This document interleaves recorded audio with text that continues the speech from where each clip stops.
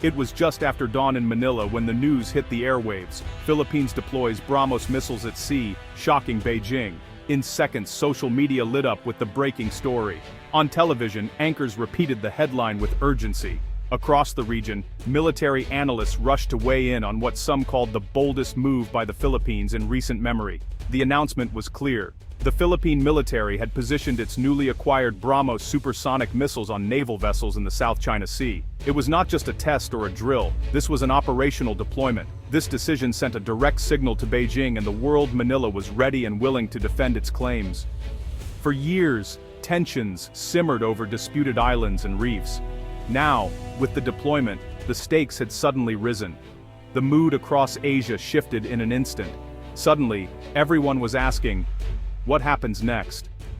As the sun rose over the Philippines, the world braced for the first real test of a new balance in the South China Sea. The echo of the headline was felt not just in Manila or Beijing, but in every capital watching the region. In Beijing, the shock was visible. Early morning news bulletins on Chinese state television expressed grave concern over the deployment. The foreign ministry called for an emergency press conference. An official spokesperson used sharp language, calling Manila's decision provocative and warning of serious consequences for regional peace.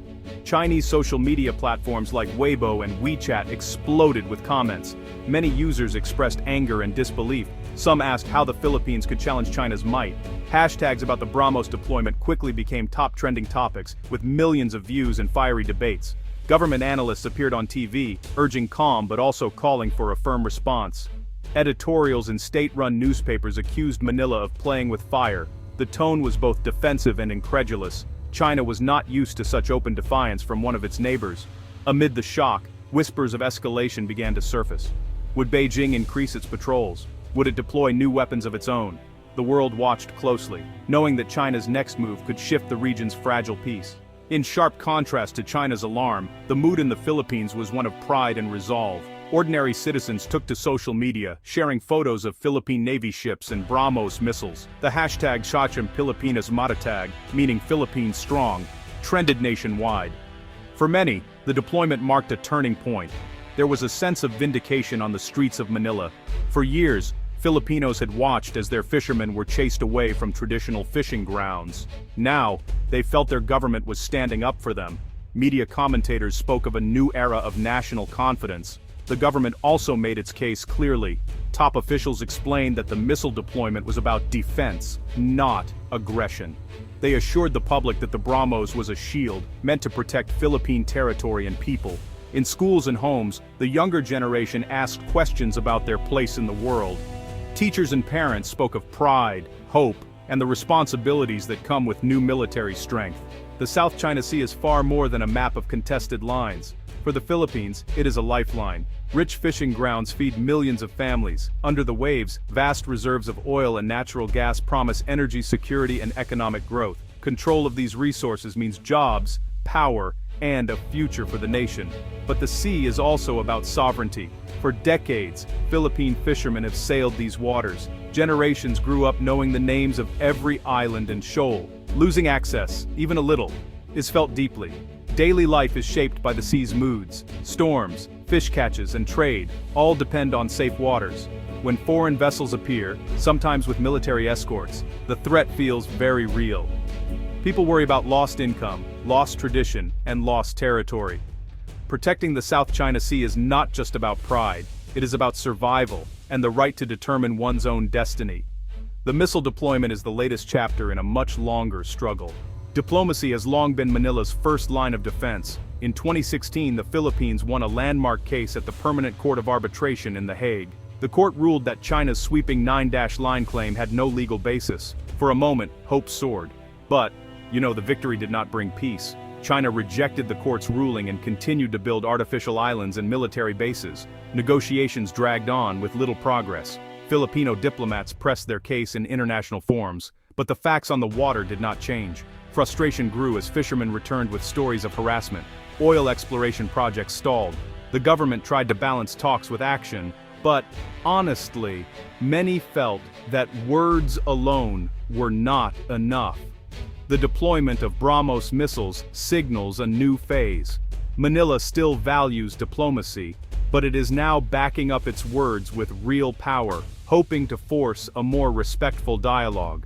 The BrahMos missile is a product of Indo-Russian cooperation. It is actually one of the fastest cruise missiles in the world, flying at up to Mach 3. It can be launched from ships, land, or even aircraft, hitting targets over 290 kilometers away, with, really high accuracy. The missile carries a powerful warhead, making it a serious threat to naval vessels and coastal targets. For the Philippines, acquiring the BrahMos marks a leap in military technology. It is the first Southeast Asian country to field such advanced supersonic missiles. Defense officials say the BrahMos gives Manila the ability to strike back if attacked, deterring aggression before it starts. The decision to purchase BrahMos came after years of studying regional threats. Filipino officers trained with Indian experts to master the system. The missile's speed, range, and reliability set it apart from older weapons in the Philippine arsenal. Experts call the BrahMos a game changer because it forces adversaries to think twice. Any hostile ship entering disputed waters now risks sudden, devastating attack. Military sources confirmed that BrahMos batteries are now deployed aboard Philippine Navy ships patrolling the western edge of the country's exclusive economic zone. Some missiles are also stationed on coastal defense bases in Palawan and Luzon, facing the South China Sea. The locations are carefully chosen to cover major sea lanes and vulnerable approaches. The main purpose is deterrence. By making it clear that the Philippines can defend itself, Manila hopes to prevent incidents before they begin. The deployment also reassures the public and signals to allies that the Philippines is serious about its security. The BrahMos is not just for defense against ships. It can also target enemy bases on islands and reefs. This flexibility gives the military new options in a crisis. Philippine commanders say that the presence of BrahMos changes the risks for any adversary. Training and readiness are now top priorities. Crews drill daily to ensure that the system is always ready, but officials stress that the missiles will only be used if absolutely necessary. Military experts across Asia say the BrahMos deployment is a clear sign of Manila's growing resolve. Some analysts praise the move, calling it a credible deterrent that will make China think twice before acting aggressively. Others warn of new risks, including the chance of miscalculation or accidental escalation. Dr. Maria Santos, a regional security scholar, says, "The Philippines is telling the world, we will not be bullied." But this also raises the stakes. Every encounter at sea is now more dangerous.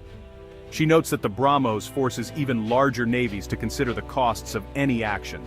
International think tanks observe that the deployment could spark an arms race.